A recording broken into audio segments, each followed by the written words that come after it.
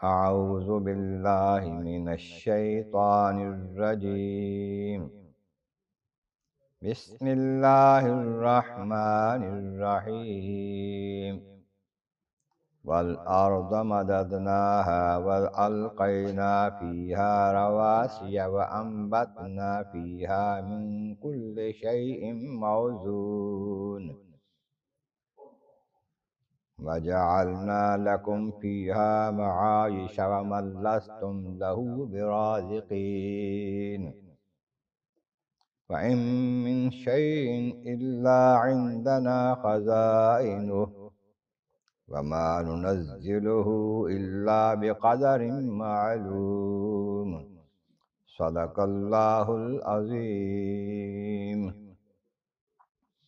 حمد و ثناء رب کریم اور درود و السلام بر سید خیر الانام کے بعد سورۃ الحجر کی آیت نمبر 19، 20 اور 21 تلاوت کی گئی ہیں، جو 14ویں پارے کے دوسرے رکوع میں ہے۔ اس سے پہلی آیتوں میں بتایا گیا فرمان باری تعالی کہ ہم نے آسمانوں میں برج پیدا فرمائے، بڑے ستارے یا ستاروں کی منزلیں، اور دیکھنے والوں کے لیے اسے آراستہ فرمایا، ستاروں کو روشن بنا دیا، دیکھنے والوں کو خوبصورت لگتے ہیں، اور شیطانوں سے، مردود شیطانوں سے اسے محفوظ کرنے کا ذریعہ بنایا، ستاروں کو، آسمانوں کو محفوظ کرنے کے لیے ستاروں کو ذریعہ بنایا۔ اور وہ شیطان اب آسمانوں تک نہیں پہنچتے، وہاں سے احکامات جو یہ جاتے ہیں وہ نہیں سنتے، ہاں مگر چوری چھپے اگر کوئی بات سن لے تو پھر اس سے روشن شعلے کے ساتھ مارا جاتا ہے۔ شہاب ثاقب ٹوٹے تھے، تارے جو ٹوٹتے ہیں اس طرح سے ان کے ساتھ ان کو مار پڑتی ہے، پھر اگر کوئی شیطان، کوئی جن کوئی بات سن کے بھاگتا ہے وہاں سے۔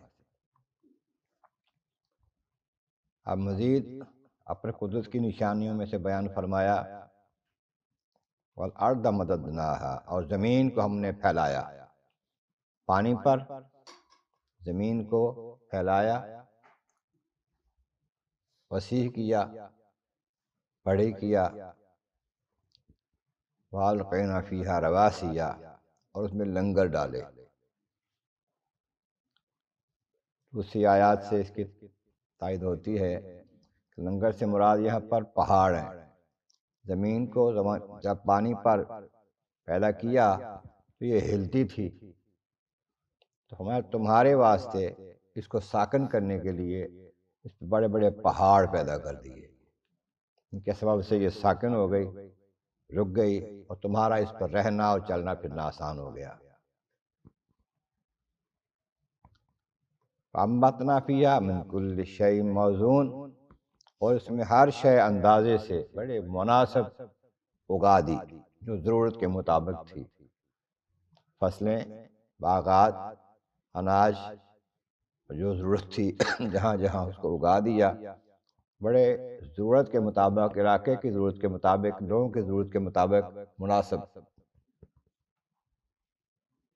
وَجَعَلْنَا لَكُمْ فِيهَا مَعَائِشَ، اس میں تمہارے واسطے زندگی کا سامان کر دیا، روزیاں تمہاری اس میں پیدا کر دیں، جو کچھ تمہاری ضرورت تھی کھانے پینے کے لیے، دیگر ضروریات کے لیے، وہ جہاں ہم نے پیدا فرما دیں۔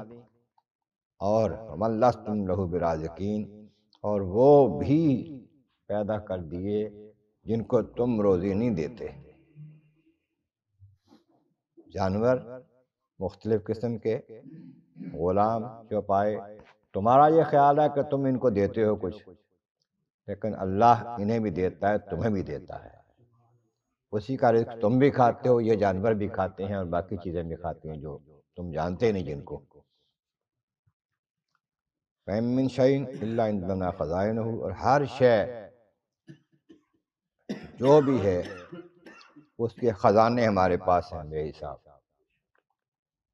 کوئی شے ایسی نہیں جس کے خزانے نہ ہمارے پاس ہوں. اب یہاں علماء کہتے ہیں خزانوں سے مراد یہ ہے قدرت کاملہ ہے، جو شے جتنی چاہے پیدا کر لے. یہ نہیں ہے کہ کچھ گودام بھرے ہوئے ہیں. خزانہ یہ ہے کہ جب چاہے جتنی چاہے جو شے چاہے پیدا فرما دے، حکم کرے کن فیکون. لیکن ما ننزلہ الا بقدر معلوم، ہم ہر شے کو اندازے کے مطابق، ضرورت کے مطابق ہی اتارتے ہیں. اگر چاہے تو پورا سال بارش ہوتی رہے، دن رات بارش ہوتی رہے، خزانہ اس کے پاس ہے. لیکن جتنی ضرورت ہے اتنا وہ، جس طرح کسی کو مفید ہے اس طرح اس کو دیتا ہے.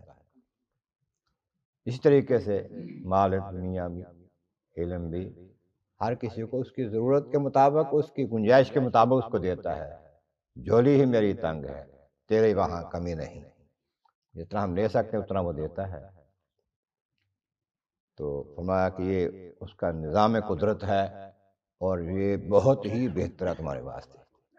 اللہ تعالیٰ کے بارک عالم مرز مولا کریم، محبوب کریم کا صدقہ قرآن کریم کا فہم اور اعمال صالح نصیب فرما. وآخر دعوانا ان الحمد للہ رب العالمین.